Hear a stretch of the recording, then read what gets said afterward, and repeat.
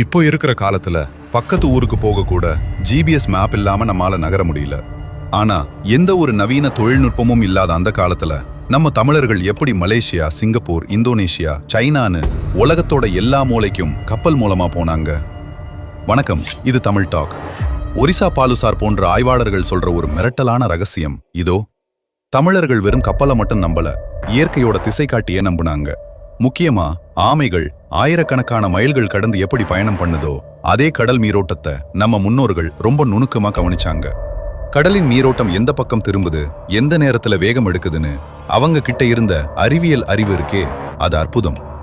ஆமைகளை ஒரு நேச்சுரல் கைடா வச்சுக்கிட்டு இயற்கையோட ஒன்றிணைந்து அவங்க உலகத்தையே சுத்தி வந்திருக்காங்க. இது சும்மா ஏதோ ஒரு பயணம் இல்ல நண்பா, இது தமிழர்களின் கடல்சார் அறிவியல். இன்னைக்கு நாம தொழில்நுட்பத்தை வச்சு மிரண்டு போறோம், ஆனா அன்னைக்கே இயற்கையை வச்சு உலகத்தை ஆட்சி பண்ணியிருக்காங்க நம்ம முன்னோர்கள். இந்த விஷயம் உங்களுக்கு புதுசா இருந்ததா? மறக்காம கீழே கமெண்ட் பண்ணுங்க. இது போன்ற மிரட்டலான வரலாற்று உண்மைகளை தெரிஞ்சுக்க தமிழ் டாக் சேனலை இப்போதே சப்ஸ்கிரைப் பண்ணிடுங்க.